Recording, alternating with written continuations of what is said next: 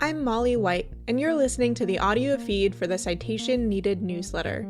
You can see the text version of the newsletter online at citationneeded.news.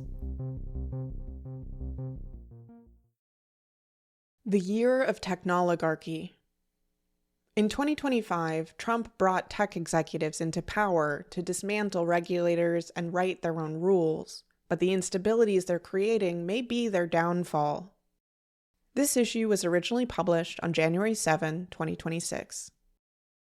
Thank you for your patience with this heavily delayed newsletter as I was recovering from some Christmas-time COVID. I'm on the mend and should be back to my usual schedule. For the audio listeners, I apologize for my terrible congested voice. In 2021, crypto was all about hype. Enthusiasts swore the killer app was just around the corner, the thing that would finally reveal blockchain's vast potential to the normies who still couldn't see the vision. It was suddenly everywhere. Fortune 500s pushed NFT drops and on-chain metaverse wearables. Celebrities flaunted Bored Apes as status symbols. Crypto firms plastered their names on sports arenas and ran supermodel-fronted ad campaigns. Zero interest rate fueled venture capitalists flung cash at any pitch deck that featured buzzwords like democratization and trustlessness. Early adopters expected a windfall when crowds of latecomers poured in, and so they manically tried and tirelessly promoted each new app. WAGME, or We're All Gonna Make It, was the chorus as so-called communities sprung up around tokens and apps and assured one another that everyone was going to wind up rich. 2022 was the collapse. Prices slid, and businesses built on the premise that number go up forever went with them. The Terra algorithmic stablecoin lost its peg in May, entering a death spiral that vaporized $40 billion. In June, the hedge fund Three Arrows Capital blew up, exposing the fragile web of high-risk lending endemic to the industry. As margin calls mounted and lenders demanded repayment, we saw bankruptcy after bankruptcy after bankruptcy. The forced unwinds dragged prices even lower. Bitcoin fell more than 60%. The year culminated in the dramatic implosion of FTX, and by Christmas, its CEO and former industry darling Sam Bankman-Fried had been arrested and extradited to the United States to face criminal charges. 2023 was the cleanup.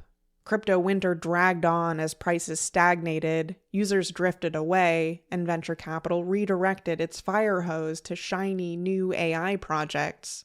After years of treating the sector as a fringe curiosity that might just go away on its own, regulators began enforcing long-standing financial regulations and pursuing the rampant fraud.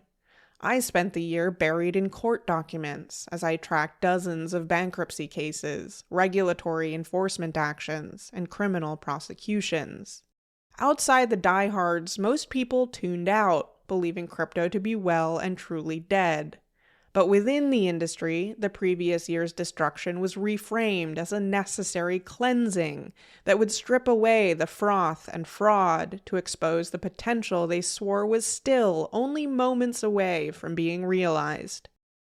2024 was a year of grievance. Despite the last year's obituaries, crypto lived on, nursing a grudge and building a political machine. When adoption stalled, executives insisted the problem wasn't the tech or business models, but regulation by enforcement, debanking, and a war on crypto. The industry threw itself into politics, establishing super PACs with 9-figure war chests, hiring armies of lobbyists, and dispatching executives to Washington to warn that innovation was being strangled and that the U.S. could be seeding a technological revolution. Political candidates were assured an unusually engaged block of so-called crypto voters and a flood of money, so long as they signed on to the industry's deregulatory wish list. By summer, crypto had emerged as a topic on the presidential campaign trail. Donald Trump took the stage at the annual Bitcoin conference and promised to make the U.S. the, quote, crypto capital of the world. Kamala Harris added an 11th-hour cursory nod to crypto in her platform documents, suggesting the pressure had reached her, too. And crypto's aggrieved posture aligned with a broader tech executive class that had begun to cast itself as under siege, whether from antitrust scrutiny, AI safety discussions, content moderation demands, labor organizing, or wokeness. Tech leaders increasingly position themselves as a nationalist vanguard essential to American supremacy, framing their rightward turn as merely pragmatic. But they were borrowing from authoritarian playbooks. Democratic constraints strangled innovation, and regulation posed existential threats to America's manifest destiny of technological dominance. 2025 was the year of technoligarchy. The tech industry's political investments paid off spectacularly as Trump returned to the White House with a Republican trifecta. Some technology executives secured cabinet and other advisory roles, and far more were regularly invited to policy and lawmaking conversations to write their own rules, with little concern beyond expanding their power and profit. The installation of tech oligarchs into positions of political power was part of a broader dismantling of institutional checks, enabled by a Supreme Court that granted the presidency sweeping immunity, and a Congress that declined to exercise its oversight powers, in a year that also saw mass immigration raids, military deployments to U.S. cities, and extrajudicial killings of supposed drug traffickers in the Caribbean. Unelected billionaire Elon Musk was given broad authority through Doge, gleefully slashing critical government funding while positioning his own companies to reap billions in federal contracts and favorable regulatory treatment. Tech VC David Sachs was installed as the AI and crypto czar, rolling back regulatory frameworks that had begun to constrain industries where he retains financial interests. He negotiated controversial AI chips and weapons deals, appearing to grant favorable treatment to the UAE and Saudi Arabia in exchange for lucrative crypto partnerships with Trump's companies. Second in command at the DOJ is Todd Blanche, a former personal lawyer to Trump who holds significant personal crypto investments. Nearly immediately upon appointment, he dismantled the agency's National Cryptocurrency Enforcement Team and directed the Market Integrity and Major Frauds Unit to, quote, cease cryptocurrency enforcement. Industry cheerleaders were installed to lead the SEC, CFTC, and other regulators, and more cautious commissioners were pushed out without replacement. And the Trump family themselves modeled this new era of shameless profiteering, building a sprawling cryptocurrency empire spanning meme coins, NFTs, a DeFi platform, and stablecoins, while systematically dismantling the regulations that might constrain it, all while scoffing at the legislators who occasionally raised weak objections to such brazen self-dealing from the office of the presidency.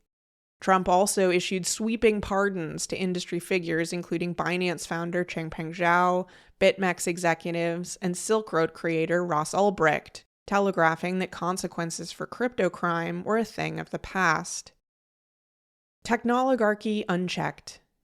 If there was any doubt that Trump has amassed essentially unconstrained power, it vanished several days ago when U.S. military forces kidnapped Venezuelan President Nicolas Maduro under the pretense of a drug bust. Congress was not consulted before what amounted to an act of war that left around 75 people dead, including civilians. Oil executives were, and Trump almost immediately let slip the operation's true purpose, seizing control of Venezuela's substantial oil reserves. In late December, Vladimir Putin claimed that the U.S. had expressed interest in partnering with Russia to manage the Russian-occupied Ukrainian Zaporizhzhia nuclear power plant, and was interested in establishing crypto mining operations nearby. If true, such interest would tacitly endorse Putin's insistence that Russia retain control of the Donbas, Zaporizhzhia, and Kherson regions. In effect, Trump would be negotiating with Putin over Ukrainian assets to enable Bitcoin mining ventures, a betrayal of Ukraine to serve American financial interests and Russian territorial conquest. Trump's pursuit of oil and Bitcoin demonstrates how thoroughly checks on presidential power have collapsed, and it's a collapse directly engineered by the technoligarchy. They bankrolled Trump's campaign, demolished regulators, installed themselves in positions to write policy for industries where they hold significant financial interests, and actively encouraged the destruction or defanging of any institution that might limit presidential power, or their own. The SEC and CFTC have been turned from watchdogs into cheerleaders responsible for propping up technoligarchs' industries, embarking on crypto sprints and Project Crypto, and insisting that they, quote, must do more than just keep pace with the digital asset revolution. We must drive it. The DOJ effectively walked away from crypto enforcement. The House voted to prohibit state-level regulation of AI for a decade, though it was later blocked by the Senate. Days into 2026, xAI's Grok chatbot was generating non-consensual deepfake pornography across Twitter, including sexualized images of minors, while Musk's xAI holds a $200 million Pentagon contract. Foreign regulators opened inquiries, U.S. agencies stayed silent. Prediction markets, the tech sector's end run around gambling regulators, have surged. Polymarket's election-fueled boom drove massive volume and a post-election valuation that made its founder a billionaire. One by one, agencies were handed over to the very industries they were meant to regulate. And crypto and AI super PACs are already building toward 2026, promising nine-figure spends to solidify this capture and punish any lawmaker who's not on board. This consolidation of power is happening while ordinary Americans face a collapsing social contract. The majority of Americans can't afford to buy a median-priced house. Millions of Americans ration or skip necessary medical care due to cost, a number that's only likely to increase as health insurance premiums have spiked heading into 2026. Wages are stagnant, job stability is eroding, and the threat of AI-driven displacement hangs over workers as unions have been systematically weakened. Where the technoligarchs claim to offer solutions, they're extractive schemes repackaged as opportunities. World Liberty Financial promises it will, quote, democratize finance, while onboarding financially vulnerable people into high-risk crypto schemes and funneling wealth to the Trumps. 50-year mortgages are being pitched as making housing affordable, while locking borrowers into a life of debt. Both schemes profit from problems their architects helped create. An economy built on strip mining its populace cannot be sustained. When housing costs consume half or more of people's income, when medical emergencies mean bankruptcy, when wages can't keep pace with basic necessities, demand collapses, trust in institutions evaporates, and the very markets the technoligarchs depend on begin to seize up. You can't financialize your way out of a crisis caused by financialization. In 2021, the rallying cry was "WAGME, we're all gonna make it." It was a lie then, and the people chanting it loudest knew it. They knew all just meant them, the VCs, the founders, the early whales positioned to dump on latecomers. The retail investors buying at the top, the workers being paid in tokens, the communities being democratized, they were exit liquidity. But now the lie has scaled. The industry that promised it would free us from captured institutions has captured them itself. The anti-establishment rebels are now the establishment, their survival dependent on the very centralized power structures they once claimed to make obsolete. And crypto is being woven into the fabric of traditional finance, integrated into banking and pension funds and retirement accounts, deepening systemic exposure that was once largely quarantined. When it collapses this time, the contagion won't be contained. But the foundation is shaky. The AI bubble shows signs of popping. The crypto industry is scrambling to pass market structure legislation before the 2026 midterms, terrified they'll lose their window. Trump is feeling precarious ahead of the midterms too, recently admitting that he expects to face a third impeachment if Republicans lose control of the House, a threat made more real by his persistently low approval ratings and an Epstein scandal he can't seem to make go away. They know it. The technoligarchs aren't confident their hold will last. That's why they're dismantling oversight, rushing through favorable legislation, securing pardons, amassing wealth, grabbing everything they can reach right now. History offers little comfort here. Authoritarian regimes have maintained power through incredible economic devastation. Economic ruin alone doesn't topple those who control the security apparatus, the flow of information, and the distribution of patronage. And the technoligarchs are building precisely these mechanisms. Trump is asserting unilateral control over the military. Technoligarchs own the largest social media and news outlets, and billions of dollars have flowed to Trump through both crypto ventures and unchecked political contributions. Traditional accountability mechanisms, such as they were, have shown little sign of fighting back. But the technoligarchs are also creating instabilities they may not be able to contain. The center of it all is a 79-year-old man in visibly declining health, whose cult of personality is the strongest thing holding the coalition together. And they're doing this all while elections still happen, while some democratic mechanisms still function, while that coalition still needs convincing it made the right choice.